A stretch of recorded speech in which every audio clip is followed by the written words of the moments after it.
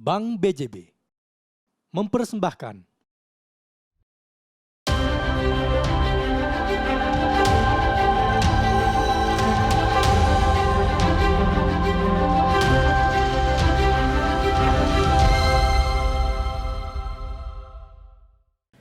Assalamualaikum warahmatullahi wabarakatuh. Kembali lagi bersama saya Sultan Rifandi dalam acara Bersama Pakar di Mata Milenial Indonesia TV, Matanya Indonesia. Akhir-akhir ini kita mengalami sebuah tren baru di mana masyarakat berbondong-bondong melakukan sebuah investasi. Tidak terkecuali dengan para anak-anak muda, para milenial yang begitu menggiurkan, yang begitu tertarik untuk melakukan sebuah investasi. Tetapi persoalannya adalah muncul juga sebuah modus investasi bodong. Ketika iming-imingnya soal keuntungan, soal cuan yang sangat cepat dan sangat singkat, disitulah kita harus memahami bagaimana kemudian cara kita memilih mana investasi yang benar, mana investasi yang bodong, dan mana investasi yang tidak benar. Nah, pada kesempatan kali ini kita akan membahasnya dalam program Bersama Pakar, bekerja sama dengan Bank BJB, dan kita sudah kedatangan narasumber yang luar biasa. Beliau adalah Mas Yogi Heditya Permadi sebagai Direktur BJB Sekuritas. Assalamualaikum, Mas Yogi. Waalaikumsalam, Mas Sultan. Sehat, Mas Yogi ya? Alhamdulillah. Ini pandemi sudah mulai hilang, Betul. ini aktivitas sudah mulai kembali seperti Sudah biasa, normal Mas Yogi. lagi, betul. Sudah normal lagi. Iya. Mas Yogi, kita akan membahas terkait yang tadi saya antarkan Iya. dalam prolog bahwa masyarakat ini sebetulnya sangat amat antusias terhadap investasi di tengah perkembangan teknologi, asal klik saja orang sudah Betul. ikut serta dalam Iya. investasi. Tapi kan perspektifnya ini menjadi salah ketika ingin untung secara cepat. Ya. Nah, tapi mungkin kita akan mulai diskusinya dari sebetulnya apa itu investasi, Mas Yogi. Silakan. Ya. Baik, makasih Mas Sultan. Jadi memang pandemi kemarin itu bisa dikatakan sebagai kesempatan banyak orang yang aktivitasnya di rumah, sehingga kesibukannya agak sedikit berkurang, mereka mulai fokus untuk melakukan investasi. Oke. Jadi banyak investor-investor baru yang melakukan investasi di pasar keuangan, namun itu tidak diimbangi dengan pemahaman terkait investasi. Jadi memang di kala pandemi itu meningkat. Meningkat, ya? betul, Oke. betul. Terutama yang masuk ke pasar modal, terus juga sekarang sudah banyak begitu banyak influencer-influencer yang menginformasikan Iya, gitu. betul, Nah, betul. jadi kalau kita lihat sendiri investasi itu sebetulnya kan kita menyisihkan sebagian dana atau pendapatan yang kita miliki untuk kita masukkan ke dalam aset ataupun instrumen investasi yang nanti di masa depan akan kita gunakan. Jadi kita pengen apa di misalnya 5 tahun ke depan, kita sisihkan sebagian. Oke. Dan Kalau- itu berjangka waktu ya. Betul. Oke. Kalau dulu kan orang hanya mengenal istilahnya, kalau saya mau beli sesuatu saya harus menabung. Oke.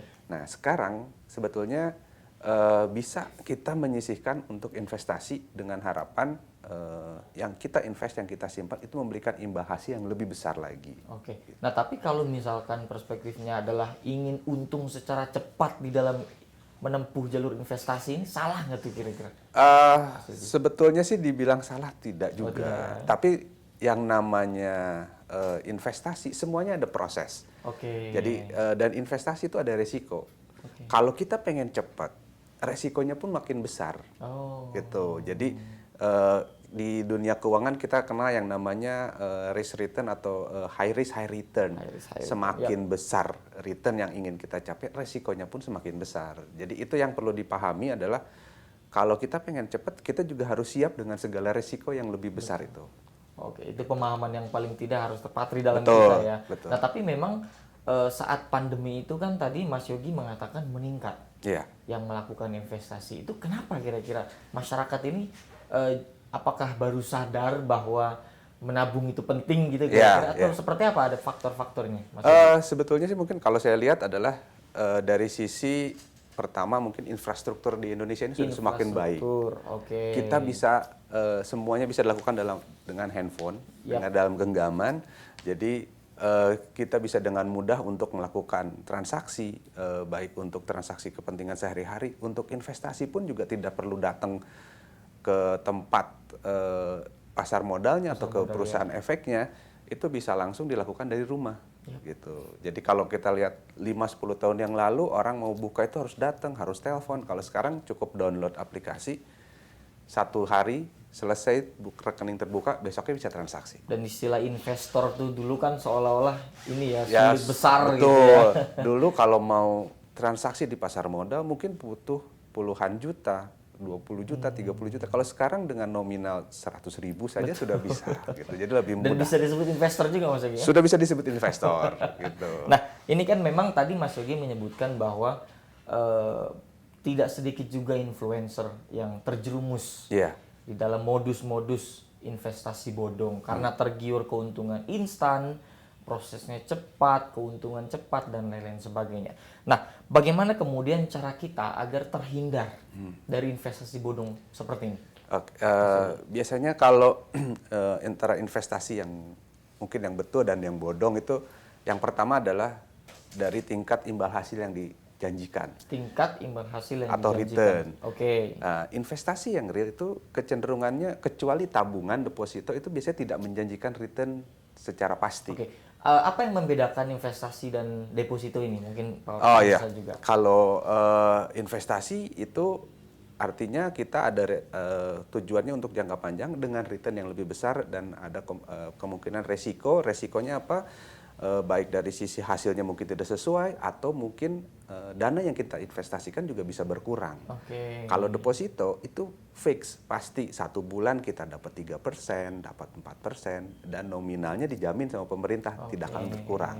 Gitu. Jadi secara kepastian dan tidak kepastian betul, tadi ya betul. Prinsipnya. Nah berarti kita harus mengetahui dalam investasi ini beberapa pengetahuan dasar agar tidak terjerumus dalam investasi bodong nih, betul. Mas Yogi. Nah selain itu tadi yang telah disebutkan Mas Yogi, ada lagi kira-kira hal-hal yang memang harus kita tanamkan agar kita tidak terjerumus?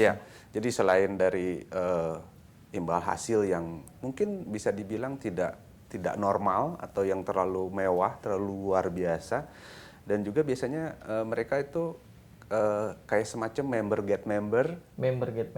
Jadi itu nanti kayak semacam istilahnya Ponzi, skema Ponzi. Jadi yang masuk duluan itu yang dapat untung. Kemudian juga transaksi bodong itu kecenderungannya tidak ada underlying itu ada istilahnya landasan untuk transaksi atau sederhananya barang yang kita investasi itu ada atau enggak. Gitu. Kalau misalnya kita investasi di logam mulia, itu kan emasnya ada. Nah, kalau misalnya kita naruh invest tapi nggak ada barangnya atau kita sebutnya underlying atau misalnya landasan kontraknya apa, ya itu yang mungkin agak diragukan. Agak riskan. Betul. Nah, tadi kan juga di awal disebutkan bahwa hari ini kita tinggal klik aja, itu sudah bisa berinvestasi. Nah, ini gimana cara kita agar bisa memilah dan memilih investasi yang bodong yang mana dan investasi yang legal yang mana dengan perkembangan teknologi yang begitu pesat ini, Mas Yogi? Jadi yang paling sederhana adalah kita lihat kalau kita mau invest, lembaganya itu terdaftar atau tidak di Otoritas Jasa Keuangan. OJK. Itu yang pertama.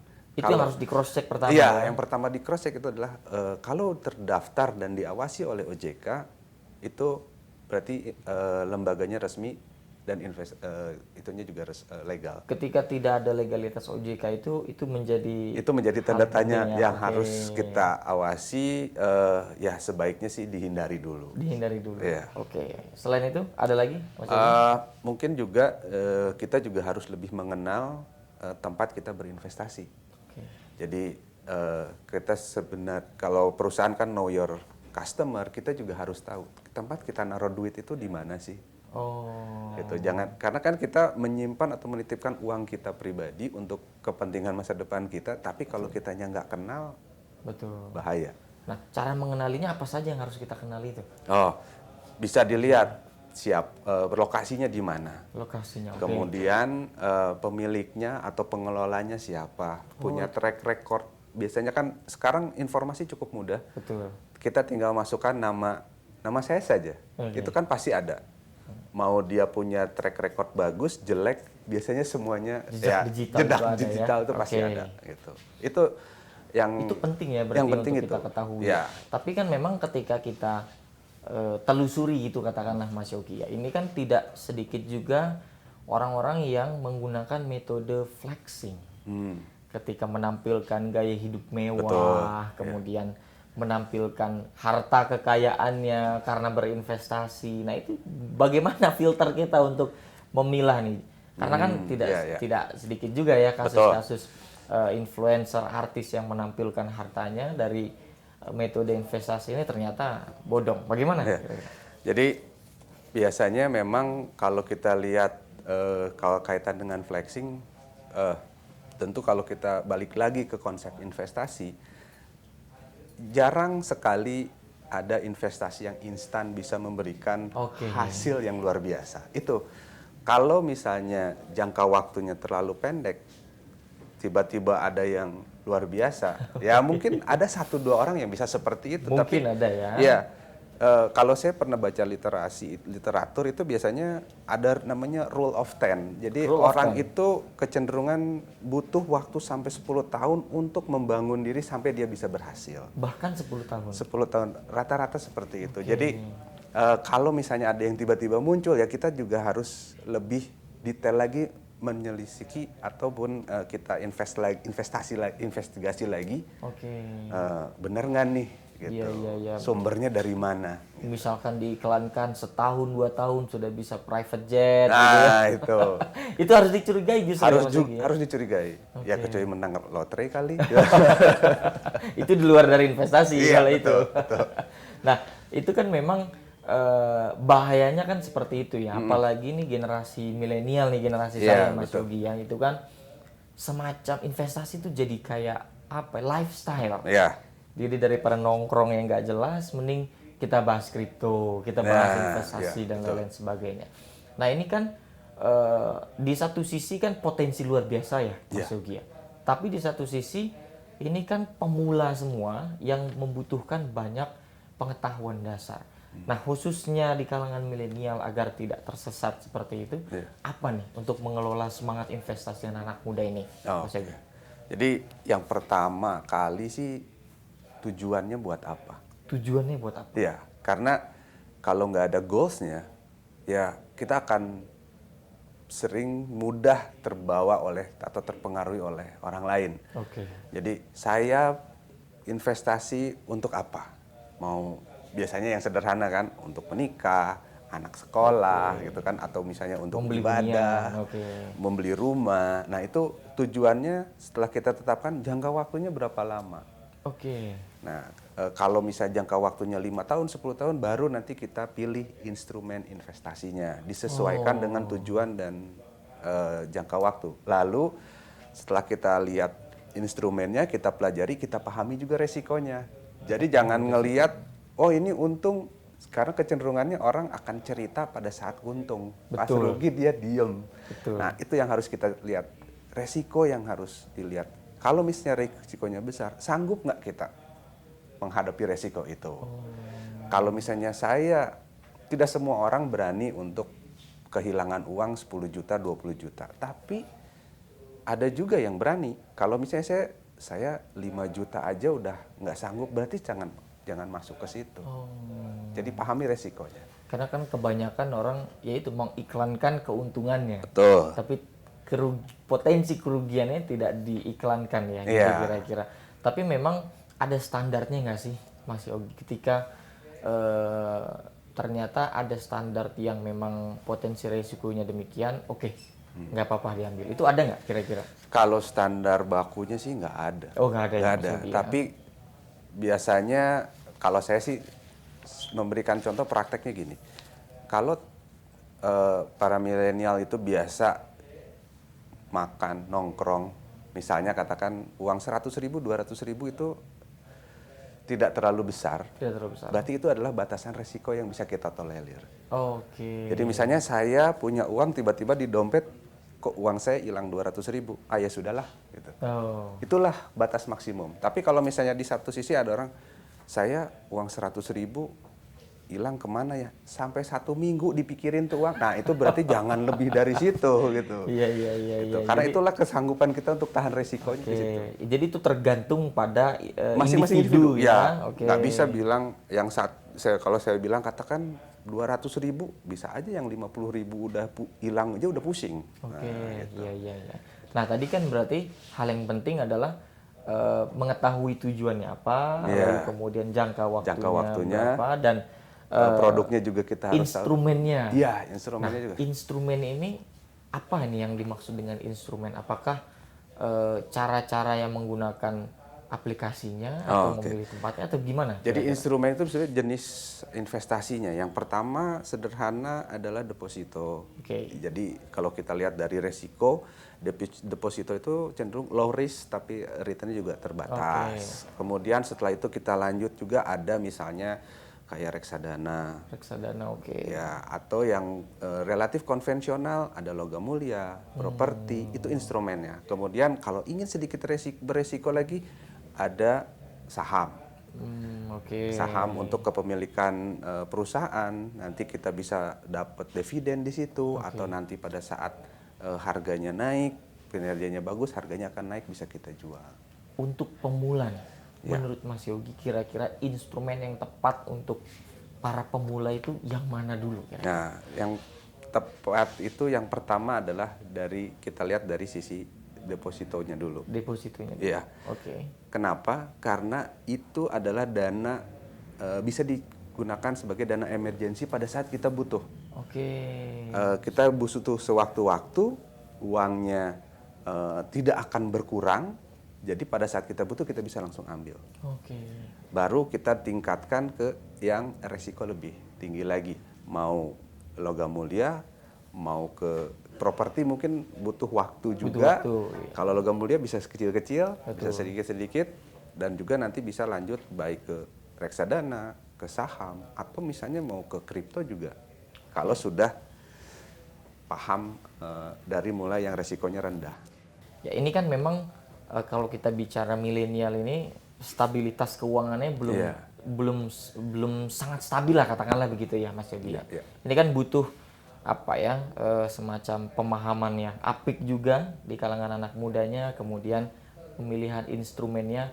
Nah, kira-kira alat ukur atau paling tidak standarisasi dari stabilitas keuangan anak muda yang kondisi keuangannya seperti ini, maka sudah patut untuk diinvestasikan. Nah, itu kira-kira ada nggak ukuran-ukurannya, Mas Yogi? Kita akan jawab di segmen berikutnya, Mas Yogi. Jadi jangan kemana-mana, tetap bersama pakar di Mata Milenial Indonesia TV. Matanya Indonesia.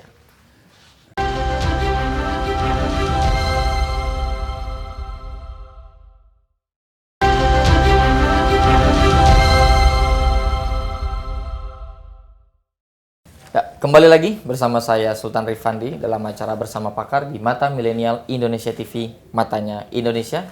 Masih dengan Mas Yogi dari BJB. Mas Yogi, tadi kita sudah berdiskusi banyak pengetahuan dasar, definisi, dan lain-lain sebagainya. Dan tadi saya menanyakan sebelum break terkait dengan ada nggak sih alat ukur atau paling tidak standarisasi dari stabilitas keuangan para milenial nih, para anak-anak muda yang bagusnya ketika memang ada kondisi ekonomi tertentu baru bisa melakukan investasi. Ada nggak kira-kira Mas Yogi? Kondisi, sebetulnya investasi itu mau di kondisi susah ataupun juga dari kondisi bagus itu bisa dilakukan investasi. Kapan bisa saja. Jadi belum tentu nunggu tabungan banyak dulu baru berinvestasi. Nggak harus. Gitu ya? Iya. Sekarang dengan uang nominal 50.000, 100.000 itu sudah bisa investasi. Kalau misalnya kita punya dana tabungan atau deposito mungkin kisaran 5 juta, 10 juta lah kalau kita bicara nominal. Tapi kalau misalnya kita instrumen pasar modal di reksadana, di saham itu 100.000 juga sudah oke. Jadi kalau dilihat standar, kita lihat seberapa kebutuhan sehari-hari kita seperti apa. kemudian dana emergensinya berapa, ada kelebihan, itu yang kita investasikan. Tidak harus kita nunggu ngumpul dulu uangnya baru kita investasi. Nggak mulai-mulai nanti tadi. Nggak mulai-mulai nanti. Tapi penting berarti ya untuk berinvestasi nih ya Pak. Iya, Segi ya. sangat penting karena ya itu tadi kita nggak tahu ke depannya kita seperti apa. Iya, iya. Jadi untuk merencanakan sesuatu hal yang tidak diduga-duga, ini bisa menjadi salah satu jalannya. Iya, kan, gitu, betul. Nah, terkait dengan Bank BJB, ini Iya. kan Mas Yogi juga di sekuritas juga ya. Iya, betul. Di BJB Sekuritas, bagaimana BJB hadir untuk memenuhi kebutuhan masyarakat yang ingin berinvestasi secara aman? Baik. Silakan Mas Yogi. Ya, jadi BJB atau Bank Pembangunan Daerah Jawa Barat sebagai BPD terbesar di Indonesia itu sudah cukup berpengalaman, sekarang sudah 61 tahun. 61 tahun. Sedang ulang tahun juga Sedang nih ulang ya. Selamat tahun. ulang tahun nih Mas Terima Yogi nih. kasih. Jadi kita punya produk yang cukup lengkap Oke. untuk mengakomodir kebutuhan masyarakat, baik dari sisi transaksi, investasi, bahkan untuk kalau membutuhkan dana, misalnya untuk dana pinjaman. Oke. Jadi semuanya lengkap, dari menyimpan dana, membutuhkan dana, bahkan untuk transaksi pun kita juga sudah lengkap semuanya. Infrastruktur lengkap semua ya. Infrastrukturnya sudah lengkap dan semuanya bisa juga dilakukan dalam satu genggaman. Oke. Nah, untuk memudahkan ya para pemula atau para milenial ini untuk berinvestasi di BJB, infrastruktur apa saja yang disediakan? Ya, Mas Yogi. jadi kita punya sekarang BJB Digi, jadi yang bisa mengakomodir untuk melakukan transaksi, pembukaan rekening, kemudian juga kalau mau memilih instrumen pembukaan investasi, baik reksadana, dana pensiun, bahkan untuk saham pun juga bisa melalui. Oh, berarti investasi secara metode saham sudah bisa ya? Sudah di bisa. BJB. Nanti dari aplikasi itu akan diarahkan ke aplikasinya BJB Sekuritas. Nah, dari situ baru kita bisa melakukan transaksi melalui aplikasi BJB Sekuritas. Ada syarat-syarat tertentu? Syaratnya sih sebetulnya tidak susah, hanya cukup punya KTP, ya, NPWP, dan juga tinggal daftar pembuka rekening. Oh, jadi sudah bisa diakses oleh siapa saja. Iya, ya, dan buka rekeningnya juga nggak harus ke kantor. Oh, buka rekening juga. Cukup download aplikasi kita saja. Oh, oke. Nah, ini kalau terkait dengan peran BJB Sekuritas dalam mendampingi masyarakat agar tidak berinvestasi secara bodong gitu di mana-mana gitu, supaya udah investasi di BJB aja, itu bagaimana kira-kira perannya? Ya, jadi kita juga memang ada kewajiban untuk melakukan edukasi kepada masyarakat. Jadi secara rutin kita juga mensosialisasikan bahayanya investasi bodong, kemudian juga alternatif pilihan investasi yang sesuai bagi masyarakat. Karena tidak semua orang itu kebutuhannya sama. Jadi karena kebutuhannya berbeda, investasi ataupun instrumen investasi yang digunakan juga tidak sama, bisa berbeda-beda gitu. Jadi kita tetap konsisten bersama dengan Bank BJB sebagai induk usaha kami terus melakukan edukasi. Kita juga melakukan literasi kepada masyarakat agar masyarakat bisa lebih mudah mengakses ke bank ataupun ke industri keuangan, dan juga mereka terlindungi dari sisi keamanan bertransaksi dan juga berinvestasinya. Edukasi dan literasi itu menjadi poin penting ya. Iya, betul. Ya. Mengapa kemudian Bank BJB merasa edukasi dan literasi ini penting untuk disampaikan ke masyarakat? Ya, karena melalui edukasi dan literasi itu masyarakat bisa tahu. Akhirnya masyarakat tahu bahwa instrumen investasi yang aman itu adalah kalau menggunakan instrumen di lembaga-lembaga keuangan yang terdaftar di Otoritas Jasa Keuangan. Salah satunya ya BJB dan BJB Sekuritas itu. Itu yang memang harus ditanamkan di masyarakat supaya mereka tidak mudah tergiur dengan investasi yang mungkin belum jelas. Nah, itu. Dan juga selanjutnya adalah supaya mereka juga paham dengan produk-produk yang ada di industri keuangan yang kita miliki juga. Itu semuanya sebetulnya sudah bisa dilayani di satu bank. Oke. tanpa harus saya buka tabungan di bank A, tabungan atau depositonya di bank yang lain, kemudian juga transaksi untuk transfernya juga pakai bank lain, cukup di BJB semuanya sudah ada. Jadi nggak banyak kartu Jadi juga nggak ya di punya dompet. kartu, nggak banyak biaya juga, semuanya sudah bisa dilayani. Iya. Dan itu ada perubahan atau justru pas pandemi itu malah meningkat di yang orang berinvestasi di BJB ini? Ya, Mas Yogi? jadi itu tadi karena orang di rumah, nah, kita punya BJB Digi yang bisa mengakomodir kebutuhan masyarakat tanpa harus keluar rumah. Jadi mereka sudah mulai terbiasa sekarang. Oh. Oke, jadi mereka sudah terbiasa saling mengoptimalkan aplikasinya. Mereka pun akhirnya bisa menginformasikan ke kolega-koleganya juga. Oke. Jadi mereka pun ikut mulai. Sangat terbantu dengan infrastruktur yang disediakan. Iya, berarti betul. ya, Mas Karena Yogi ya. fokus di kita memang mengoptimalkan layanan digital yang sekarang memang menjadi kebutuhan bagi masyarakat. Nah, Mas Yogi, produk dan layanan apa saja nih yang diberikan secara spesifik di BJB Sekuritas? Nah, kalau di BJB Sekuritas sendiri, spesifiknya adalah kita sebagai perantara pedagang efek atau orang lebih mengenalnya sebagai broker saham. Broker saham. Oke. Ya, jadi kalau para milenial mau transaksi ataupun mau berinvestasi di pasar modal, itu tidak bisa langsung ke Bursa Efek Indonesia, tapi harus melalui perusahaan efek. Salah satunya adalah BJB Sekuritas. Nanti setelah membuka akun, membuka rekening di BJB Sekuritas, tinggal langsung transaksi di BJB Sekuritas untuk membeli saham ataupun juga untuk bertransaksi di surat berharga atau obligasi. Oke. Nah, mengapa nih para millennials mestinya memilih BJB Sekuritas untuk berinvestasi?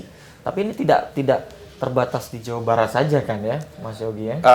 Memang tidak terbatas di Jawa Barat, tapi khusus untuk BJB Sekuritas kita saat ini hanya fokus untuk melayani masyarakat Jawa Barat. Baru fokus melayani masyarakat Jawa Barat. Gitu. Jadi di BJB Sekuritas. ya, tapi kalau BJB-nya siapapun boleh. Siap. Khusus BJB Sekuritas hanya masyarakat yang memiliki KTP Jawa Barat. Oke. Tapi kalau misalnya lagi merantau di luar Jawa Barat, sepanjang KTP-nya belum berubah, aman. Oke. Gitu. Nah, itu bagaimana kemudian cara menjelaskan bahwa ini para millennials tepatnya nih di BJB Sekuritas investasinya? Jadi di BJB Sekuritas kita punya tim analis, kemudian juga kita punya tim marketing yang bisa membantu kebutuhan investasi teman-teman semua, milenial semua. Jadi kebutuhannya apa, kita juga selalu update kondisi-kondisi market setiap hari.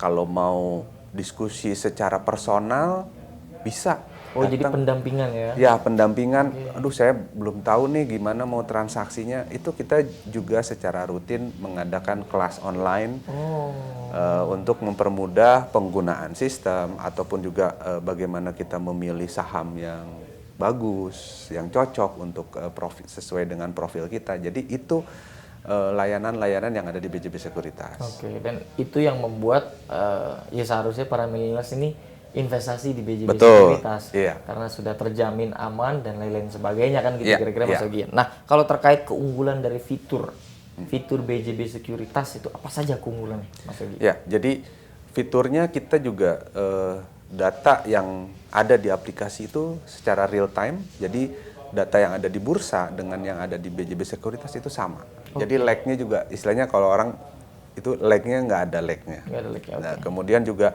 kita punya data pendukung untuk transaksi juga cukup lengkap, mulai dari grafiknya untuk chart transaksi harian, kemudian bulanannya, secara historicalnya, kemudian laporan keuangan masing-masing emiten, itu semuanya tersedia dalam aplikasi yang kita miliki. Oke. Seperti tadi Mas Yogi sampaikan di awal ya. Iya. Siapa yang mengelolanya dan sebagainya itu juga harus diperhatikan, dan di BJB Sekuritas itu sudah selesai semua untuk hal itu ya. Iya, dan juga BJB Sekuritas ini sebagai anak usahanya Bank BJB itu kan tentu sudah terlihat kredibilitas dari BJB-nya yang menjamin keberlangsungan dari anak usahanya. Jadi kita punya induk yang cukup kuat Jadi jangan khawatir kalau milenial mau investasi melalui BJB Sekuritas, cukup aman. Cukup aman. Ya. Oke. Nah, ini boleh nih ya. Jadi salah satu jalan juga yang bisa ditempuh. Betul. Tapi memang tadi ya para millennials itu semangatnya, potensinya itu butuh sekali bimbingan-bimbingan ya. Betul.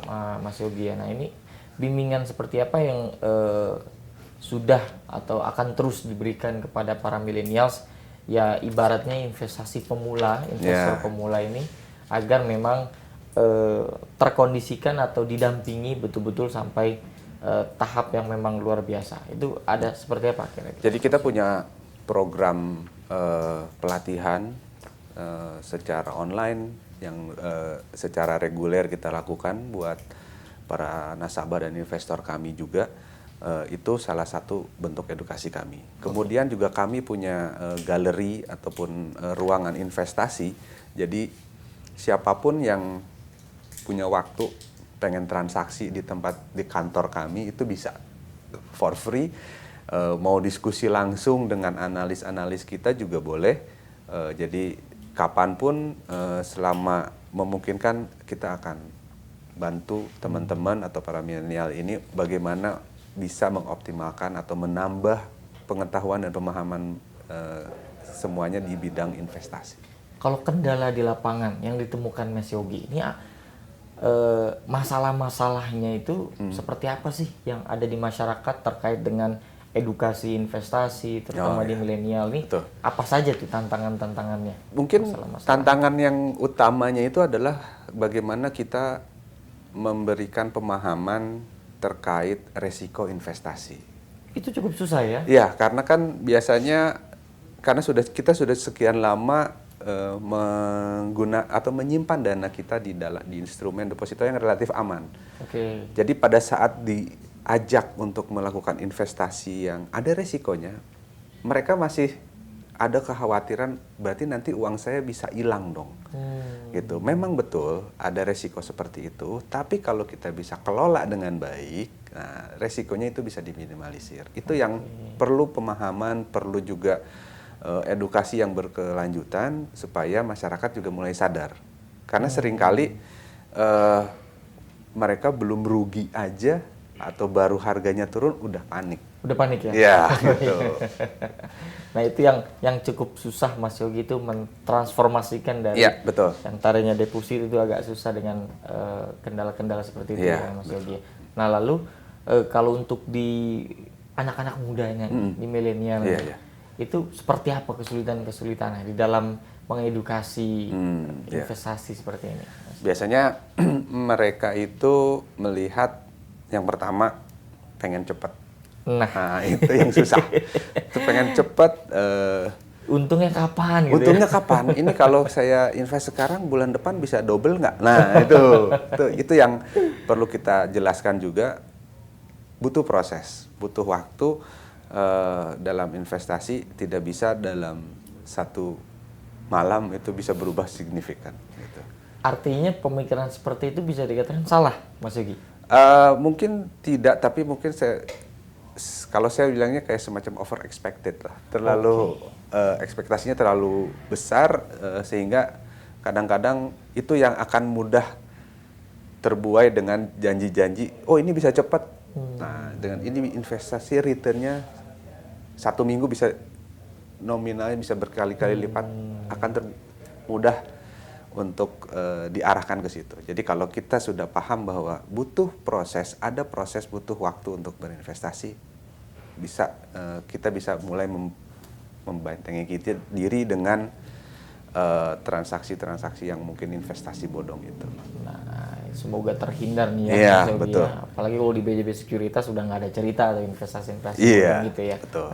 Nah, tapi kalau karena pemahamannya tadi ya susah sekali mentransformasikan ya ke investasi-investasi seperti sekarang, apakah termasuk BJB Sekuritas itu menjadi korban dari investasi-investasi bodong sehingga masyarakat itu udah nggak percaya deh, nggak usah deh yang begini-gini. Apakah terdampak, Mas Yogi? Pada awalnya sih memang ada pengaruhnya. Okay. Ya, karena pengaruhnya itu adalah bukan karena mereka kapok dengan investasi bodong. Tapi pengaruhnya pertama adalah mereka beralih ke investasi tersebut. Oh. Jadi, ini mah lama, Iya. saya mau yang ini. Tapi begitu ada kejadian yang seperti kemarin-kemarin, akhirnya mereka secara tidak langsung tersadarkan, oh berarti sebetulnya jalur yang ada di pasar modal yang terdaftar di OJK itu lebih aman.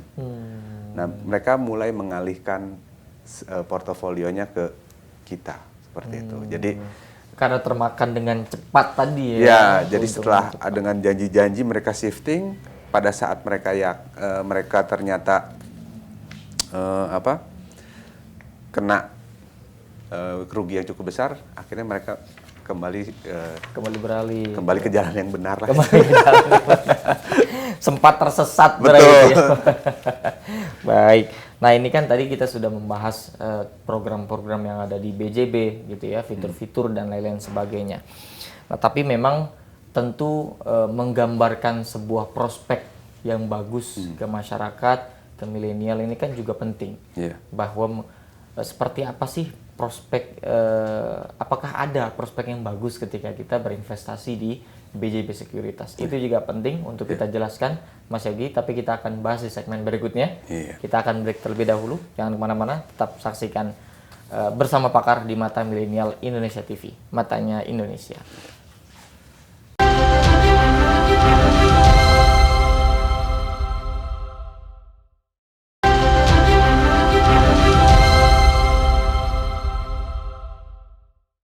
Kembali lagi bersama saya Sultan Rifandi dalam acara Bersama Pakar di Mata Milenial Indonesia TV, Matanya Indonesia, masih dengan Mas Yogi. Iya. Mas Yogi, tadi kita sudah berdiskusi panjang terkait dengan pengetahuan investasi, kemudian di BJB pun ada banyak sekali keunggulan dari program-program yang disediakan oleh BJB Sekuritas terutama. Nah, tapi memang cita-cita atau impian dari orang melakukan investasi itu kan memang kebebasan finansial. Yeah. Merdeka secara ekonomi, kan gitu kira-kira betul. ya, mapan dan lain-lain sebagainya. Nah, artinya kita harus menjelaskan prospek yang bagus ketika seseorang ini mau memutuskan untuk berinvestasi. Nah, kira-kira apa investasi yang saat ini memiliki prospek yang bagus, Mas Yogi? Silakan. Ya, jadi kalau bicara tentang prospek investasi, banyak instrumen. Jadi saya tidak bisa menspesifikasikan bahwa instrumen, katakan misalnya properti ataupun saham, obligasi itu spesifik bagus. Tapi kita balik lagi, bagaimana kebutuhan kita, tadi kalau kaitan dengan financial freedom atau kebebasan finansial yang ingin dicapai, nah itu kapan kita mau bebasnya itu. Nah, di situ nanti ada jangka waktu yang harus kita lihat. Kalau misalnya kita punya jangka waktu 10 tahun, 20 tahun, mungkin itu akan mempermudah kita, jadi kita bisa mulai dengan nominal yang kecil. Nominal yang kecil, oke. Gitu. Tapi kalau misalnya jangka waktunya ternyata pendek, berarti kita nominalnya mungkin harus lebih besar. Tapi itu juga akan dibatasi oleh kebutuhan ataupun juga oleh sumber pendapatan yang kita miliki. Jadi kalau kita bicara dengan kebebasan finansial, memang perlu waktu dan juga nanti kita lihat spesifiknya seperti apa kebutuhannya dan juga nanti kita tentukan instrumennya. Kalau misalnya kalau zaman waktu saya sekolah dulu kan ngelihat saya pengen punya kontrakan besar banyak karena itu kan jadi passive income buat saya, gitu kan. Berarti saya harus nabung untuk beli tanah atau properti. Nah, berapa lama saya harus beli? Nah, itu adalah waktu yang dibutuhkan. Tapi kalau sekarang kan tidak harus masuk ke kos-kosan atau apa. Melalui investasi, saya pengen punya perusahaan, kita bisa bikin perusahaan sendiri. Kemudian juga kita bisa mencoba membuat usaha sendiri. Atau saya tidak punya kemampuan untuk mengelola perusahaan. Gimana caranya? Saya lihat orang-orang sukses itu pasti suksesnya dari bisnis, dari usaha. Bisnisnya apa? Tapi kalau saya ikutin dia untuk berbisnis kan dia udah lebih jago. Ya udah saya jauhin aja sama dia. Bareng kerja, istilah investasi bersama dengan Kolaborasi ya. kolaborasi. Tapi balik lagi, ada kendala lagi misalnya. Nominal saya kecil, sementara udah besar. Ya. Jadi itu juga bisa kita siasati. Bagaimana? Kita lihat perusahaannya itu terdaftar nggak di Bursa Efek Indonesia. Ya. Kalau terdaftar, oh berarti saya ikut aja beli sahamnya. Toh saya tahu kemampuan si orang itu dalam berusaha, mengelola usahanya. Kalau saya masuk, berarti kan saya kebagian dong. Ya. Jadi tanpa harus bekerja keras, kita juga bisa ikut memperoleh hasil yang optimal. Jadi kita lihat itu salah satu alternatif kita melakukan investasi. Jadi kita bisa pilih, kita lihat tanpa harus ikut bekerja keras, kita juga bisa dapat hasil. Artinya memang ada semacam pola yang Betul. terstruktur berubah di masyarakat Iya. ya Mas Yogi ya. Dari yang dulu cara orang mencapai cita-cita kebebasan finansial itu dengan ya bikin kontrakan, Iya, betul. melakukan usaha dan lain-lain sebagainya. Nah, di masa sekarang itu tidak perlu punya tanah dan punya kontrakan, juga bisa juga mencapai kebebasan finansial melalui investasi tadi, Mas Betul, Yogi ya. betul. Oke, Gitu. dan Jadi, itu bisa ditempuh ya. ya, ya kan kita juga bisa belajar dari salah satu platform aplikasi online Oke. yang tidak punya armada, tidak punya istilahnya tempat makan, tapi bisa menjadi penyedia makanan, penyedia jasa layanan antar itu bisa optimal seperti itu. Dan kita juga bisa tanpa harus berbisnis, kita juga bisa numpang bisnis di orang. Artinya memang ini menjadi salah satu peluang dari perkembangan teknologi. Betul, ya. betul. Oke, dan ini harus dimanfaatkan justru ya, Iya, Mas Yogi ya. Bukan dihindarkan justru Mas Yogi. Harus dioptimalkan. Harus dioptimalkan. Justru apalagi teman-teman milenial itu kan sangat terbiasa dengan aplikasi yang baru, mudah untuk beradaptasi dengan aplikasi yang baru, pasti tidak akan kesulitan untuk berinvestasi dengan instrumen-instrumen yang terus berkembang. Dan itu dilakukan oleh BJB Sekuritas juga, Iya, Mas betul. Yogi ya. Kemudian memanfaatkan fitur-fitur teknologi untuk menjangkau para milenial untuk berinvestasi itu sudah dilakukan oleh BJB Iya, Sekuritas, Mas betul. Yogi ya. Betul. Jadi sekarang balik lagi tidak perlu biaya yang cukup mahal, cukup numpang wifi. Nah, gitu kan kita bisa transaksi untuk membeli saham di mana saja. Tidak harus datang ke kantor, tidak harus telepon ke kantor kita. Semuanya transaksinya jelas dilakukan oleh pribadi tanpa melalui pihak ketiga. Jadi kita sendiri yang melakukan. Oke. Dan kalau kita sendiri yang melakukan berarti kan ya kita yakin bahwa yang kita lakukan sesuai dengan kehendak kita. Dan ini tidak menutup kemungkinan mereka yang masih kuliah juga sudah bisa melakukan investasi. Betul. Jadi mungkin bisa digambarkan Mas Yogi, karena kan jujur saja mungkin Mas Iya. Yogi ya, ada banyak orang yang sudah sadar lah bahwa ini sepertinya potensi untuk berkembangnya luar biasa. Tapi bagi kalangan milenial itu takut ketika mendengar investasi itu, aduh ngapain, nanti aja lah, nunggu kerja dulu gitu, nunggu sudah punya anak atau berkeluarga baru kita berinvestasi. Apakah itu salah pikiran-pikiran seperti itu, Mas Yogi?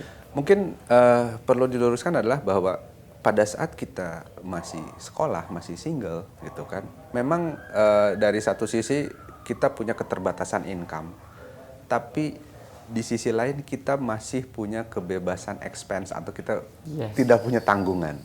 Jadi tidak ada kebutuhan yang tidak ada banyak ya. Iya, tidak ada kebutuhan yang cukup banyak, belum ada kewajiban yang cukup besar gitu. Jadi kita bisa mengalokasikan, bisa lebih mengatur apa yang benar-benar kita butuhkan dan apa yang sisanya bisa kita pakai untuk apa.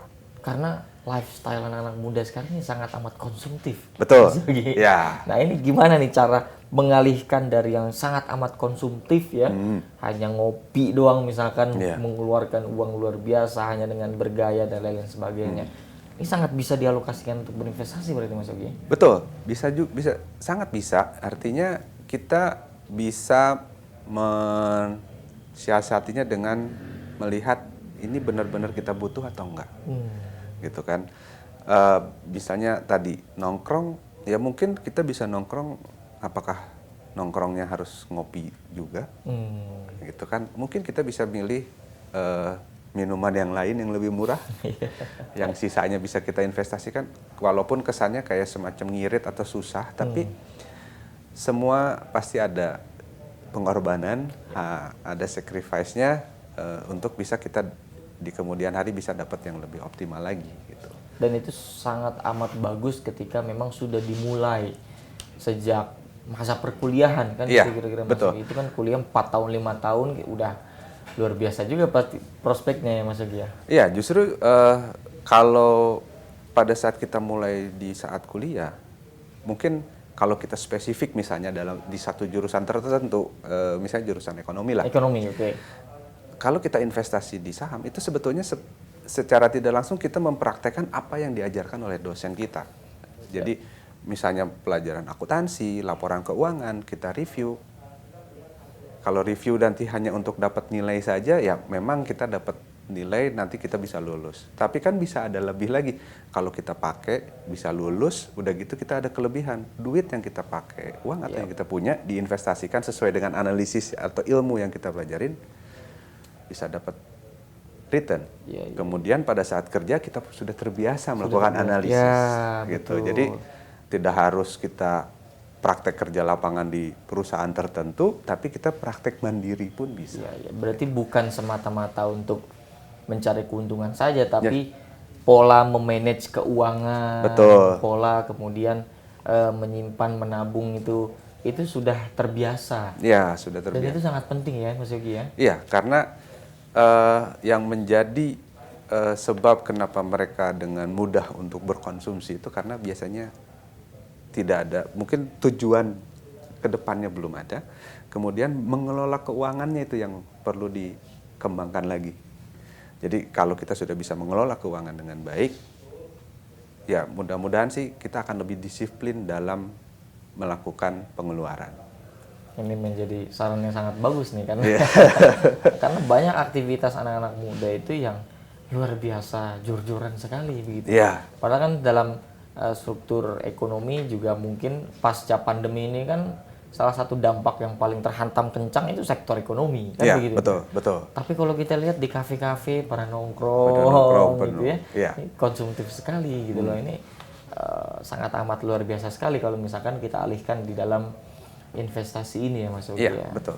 Jadi dengan kita berinvestasi tentu kita akan lebih terbiasa untuk mengelola keuangan, mengatur pengeluaran kita supaya kita bisa menyisihkan untuk investasi. Dan juga saran yang berlaku ini biasanya investasi dulu, baru pikirin ke pengeluaran. Jangan pengeluaran dulu, sisanya diinvestasiin. Tapi kalau bisa investasiin, sisanya baru dijajanin lah istilahnya gitu. Cara mengelolanya seperti itu ya. Betul. Ya. Jadi kalau seperti itu, otomatis kita akan bisa membatasi pengeluaran kita. Kan kalau misalnya kita lihat, saya punya pengeluaran sebesar ini, nanti sisanya saya investasiin. Itu biasanya nanti pengeluarannya dipulin tuh, difullkan sampai dengan pendapatan kita habis. Cuman sisa doang. Sisa tuh. kalau ada sisa, jadinya nggak jadi. Tapi kalau kita investasiin, kita mau keluarin lebih, loh duitnya udah terinvestasi. Ya berarti kita sudah membatasi diri sendiri. Oke. Dan itu harus dibiasakan menjadi budaya ya. Betul. Karena susah sekali, jurus saya pun susah juga kadang-kadang masuk di mengelola keuangan gitu Mas Yogi. Iya. Jadi istilahnya jangan sampai kita harus kerja terus-terusan, tapi nggak ada hasilnya yang bisa kita nikmati. Pada saat kita tidak mampu lagi bekerja, kita belum bisa. Biarkan uang kita yang bekerja ya. Betul. Mas Yogi ya. Biarkan uang yang bekerja keras, kitanya kerja biasa-biasa aja. Iya. Ini quotes yang luar biasa nih, Mas Yogi. Mas Yogi, bagaimana caranya nih agar masyarakat bisa menjadi investor yang mendapat pendampingan dari BJB Sekuritas? Sebetulnya tidak ada kriteria khusus. Oke. Sepanjang masyarakat tersebut sudah terdaftar sebagai nasabah atau investor di BJB Sekuritas, seluruh fasilitas yang kita miliki itu bisa diakses oleh masyarakat. Oke. Jadi tadi yang seperti saya sampaikan, mau ikutan pelatihan online, kemudian mau diskusi langsung di galeri kami, itu semuanya bisa kita terima dengan terbuka. Meskipun belum jadi nasabah BJB. Belum jadi nasabah pun juga boleh datang, tinggal melihat bagaimana kita punya platform, bagaimana kita punya aplikasi, bagaimana kita punya layanan, tinggal bisa bertransaksi langsung. Kemudahan-kemudahan yang kita miliki juga cukup banyak. Kalau kemudahan yang kemudian menjemput bola ke masyarakat itu ada program-program apa saja? Biasa kita bareng dengan BJB. Oke. Gitu. Jadi kita ada event, kita juga sering promo untuk pembukaan rekening, nanti saldonya kita subsidi. Seperti itu. disubsidikan. Betul. Jadi kemudian juga kita kasih bagaimana memilih saham yang sesuai atau saham-saham yang sekarang lagi hits apa nih. Oh ya, betul sekali. Kan tentunya juga setiap perusahaan itu kan ada siklusnya. Yap. Jadi pada saat siklusnya dia lagi turun, ya mungkin kita akan rekomendasikan hindari dulu. Siklusnya lagi bagus dengan kondisi sekarang misalnya, berarti saham apa nih? Saham di industri apa? Di sektor apa yang bagus? Nah itu yang bisa. Analisisnya juga diberikan. Betul. Ya, Mas Yogi, ya? Analisisnya kita berikan juga. Nah ini kan memang sejenis BJB Sekuritas ini banyak tentunya. Betul. Di bank-bank lain pun mungkin Ya. menyediakan program yang sama atau ya model-model investasi yang sama juga, Ya. Mas Yogi ya. Nah ini apa yang membedakan bahwa kita memang harus memilih BJB Sekuritas dibandingkan bank-bank lainnya? Oh. Ya. Jadi kalau di BJB Sekuritas itu layanan kita memang lebih banyak secara personalnya lebih banyak gitu. Jadi kita bisa diskusi private bisa gitu kan, mau rame-rame waktunya juga Seminar fleksibel, bisa, seminar juga bisa gitu kan. Kemudian juga dari sisi aplikasi yang kita punya itu yang biasanya untuk transaksi di capital market itu yang penting adalah data historical, kemudian juga data keuangan. Itu aplikasi di kita itu sangat mudah digunakan dan datanya juga cukup lengkap. Termasuk keamanan data. Iya, termasuk keamanan data. Jadi kalau misalnya kita mau transaksi saham ini 5 tahun ke belakang kinerjanya seperti apa, grafiknya seperti apa, itu ada. Kemudian kinerja keuangan ke belakangnya bagaimana, itu juga lengkap.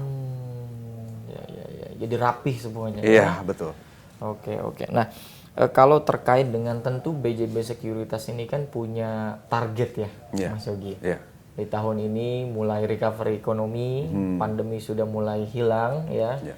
Macet ini luar biasa sudah kita Iya, lihat. sudah mulai macet lagi. Konser sudah mulai banyak. Seperti biasa saja Iya. tanpa ada pandemi. Nah, tentu BJB Sekuritas punya target di tahun ini, itu apa kira-kira targetnya, Mas Yogi? Ya, target kita memang saat ini adalah bagaimana BJB Sekuritas itu bisa dikenal oleh masyarakat. Karena secara operasional kita memang baru kurang lebih sekitar 6 bulan. Kita baru operasional 6 bulan. Oh, jadi baru 6 bulan? Iya. Oke. Baru 6 bulan. Jadi kita tahap awal ini kita coba kenalkan kepada masyarakat bagaimana kemudahan dan juga benefit yang ada kalau kita melakukan transaksi pasar modal melalui BJB Sekuritas. Dan tentunya juga kita mengoptimalkan layanan yang kita punya. Seperti transaksinya juga mudah gitu, dan tidak jauh berbeda dengan sekuritas-sekuritas lain. Jadi transaksi yang dilakukan melalui BJB Sekuritas tidak ada bedanya dengan yang lain. Tapi kita bisa memberikan saran-saran, advice kepada investor supaya mereka bisa tepat memilih saham yang dimiliki. Apakah itu menjadi strategi yang akan dilakukan atau apa kira-kira strategi untuk mencapai target itu, Mas Yogi, yang sudah dilakukan atau sedang dan bahkan akan terus dilakukan? Ya, jadi yang tentunya kita lakukan setiap saat ini adalah kita terus mensosialisasikan, mengedukasikan ke masyarakat pentingnya investasi. Pentingnya investasi, itu dulu. Masalah nanti dia menjadi investor atau tidak, yang penting dia sudah punya pemahaman terkait dengan pentingnya investasi. Jadi target kita itu adalah bagaimana bisa masyarakat terutama di Jawa Barat ini paham dengan investasi. Itu dulu. Kalau sudah paham, mereka tentu akan mulai mencari informasi tambahan, mencari manfaatnya, baru nanti mereka akan datang ke kita. Ini kan memang sangat berkaitan dengan banyak variabel ya ketika memahami masyarakat pentingnya investasi. Entah variabel pendidikannya, mungkin semakin tinggi pendidikannya di masyarakat tertentu mungkin akan lebih mudah kan gitu kira-kira ya. Tapi di Jawa Barat ini kan notabene-nya masyarakat menengah bawah, masyarakat desa, masyarakat yang memang status pendidikannya ya mungkin tidak semapan di provinsi-provinsi lain, katakanlah begitu. Nah itu bagaimana kira-kira menghadapinya nih BJB Sekuritas ini? Jadi justru kita melihat bahwa kenapa kalau kita setback bagaimana BJB mendirikan BJB Sekuritas itu karena kan selama ini investor itu terkonsentrasi di kota besar. Nah tentunya kita juga pengen tadi seperti Mas Sultan sampaikan kayak di desa ataupun juga mungkin tidak di luar ibu kota lah gitu, itu bisa juga mempunyai akses untuk investasi. Nah itu yang menjadi peluang bagi kami untuk mengoptimalkan segmen masyarakat tersebut, terutama yang di luar kota besar untuk bisa berinvestasi. Dan sekarang kita tahu bahwa hampir walaupun misalnya di pedesaan pun orang sudah punya handphone. Iya betul sekali. Berarti kan kalau aksesnya udah ada handphone, mau investasi bisa. Nah kemudian kita dibantu dengan BJB yang punya jaringan cukup besar. Kita kan layanannya tidak hanya di kota, tapi juga sudah masuk ke daerah, ke wilayah-wilayah, ke pedesaan-pedesaan. Sudah menjangkau juga ke sana ya. Di situ prospek kami atau potensi kami untuk bisa mengenalkan investasi ke masyarakat, karena kita akan lebih dekat dengan masyarakat. Jadi melalui jaringan BJB yang ada itu bisa mendorong masyarakat untuk lebih paham dengan investasi. Dan itu bukan menjadi hambatan justru ya? Justru sekarang itu adalah peluang yang harus kita optimalkan. Karena memang banyak yang berfokus kalau investasi berarti kita harus segmennya di kota besar. Terlalu penuh di kota besar. Kita cari segmen yang sudah sesak sekali mungkin di kota-kota besar ya, Mas Yogi ya. Nah ini kan tapi menjadi semacam ya challenging tersendiri lah ya ketika menjangkau masyarakat desa yang mereka sudah punya infrastruktur tapi belum punya pemahaman bahwa investasi ini hal yang penting kan gitu kira-kira Mas Yogi. Betul. Jadi kita coba melakukan edukasi secara terus-menerus karena memang tidak bisa sekali dua kali, tapi terus konsisten kita lakukan agar mereka lebih paham. Dan seringkali tujuan utama kita adalah selain mereka paham, yang utama itu adalah jangan sampai mereka terkena investasi bodong. Itu kalau tidak paham akan mudah sekali tergiur. Betul. Itu. Nah ini investasi bodong ini memang nakal sekali ya. Iya betul. Ini gimana kita bisa, tentu kan negara punya otoritas tersendiri untuk membasmi, tetapi kan perkembangan teknologi orang bikin aplikasi sekarang siapapun bisa gitu ya. Betul. Ngutak-ngatik sendiri itu bisa. Artinya sekuritas itu harus kita miliki secara pribadi kan ya. Nah, gimana caranya supaya memang kita ini punya fitur sekuritas itu untuk melawan investasi bodong-bodong itu? Ya memang itu tadi kalau dari kami adalah salah satu cara yang paling bisa dilakukan adalah lebih ke banyak ke edukasinya itu.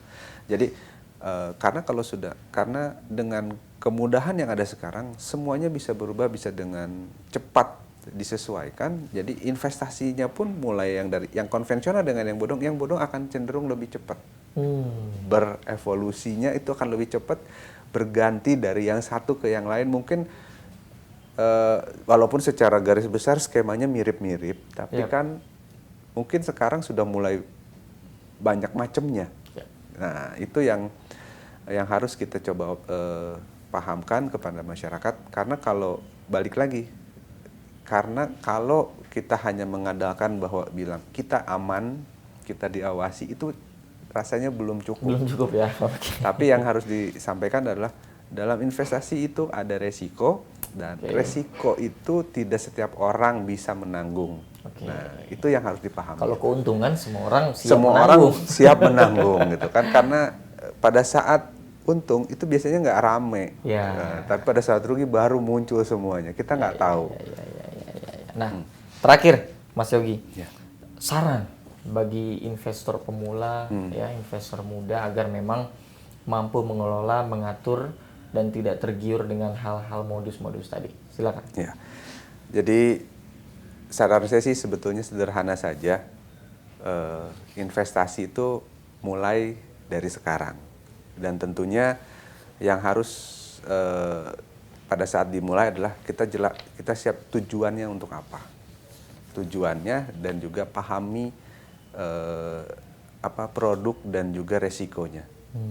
Tanpa kita paham produk dan resikonya, itu sangat mudah kita akan terjerumus dengan kerugian ataupun kesalahan. Tapi kalau kita sudah paham, kita bisa tidak hanya mungkin tidak menghindari, tapi kita juga bisa mengoptimalkan ataupun juga memantau. Jangan sampai kita masuk terkena resiko tersebut. Jadi intinya adalah lihat tujuannya, pahami produknya dan resikonya, dan juga investasi dulu, sisanya baru pengeluaran. Investasi dulu, sisanya baru pengeluaran. Terima kasih Mas Yogi. Sama-sama Mas Saran-sarannya ini semoga harapannya teman-teman dan pemirsa yang menyaksikan ini bisa memahami apa yang disampaikan oleh Mas Yogi dan bisa mengimplementasikan. Nah, ini penting nih. Iya. Jadi budaya konsumtif, budaya nongkrong-nongkrong nggak jelas ini bisa kita ubah untuk kemudian kita budayakan berinvestasi. Iya. Jadi investasi dulu, baru kemudian sisanya pengeluaran. Bukan kita keluarkan dulu, baru kita investasikan. Iya. Terima kasih Sama-sama, sekali lagi Mas Mas Yogi. Sultan. Terima kasih para pemirsa yang telah menyaksikan. Semoga apa yang disampaikan oleh Mas Yogi itu bisa kita lakukan dan laksanakan dalam kehidupan sehari-hari. Tetap saksikan episode-episode lainnya karena ada banyak sekali manfaat, nasihat-nasihat dan pengetahuan yang akan kita dapatkan. Jadi tetap saksikan episode lainnya hanya dalam program Bersama Pakar di Mata Milenial Indonesia TV. Matanya Indonesia.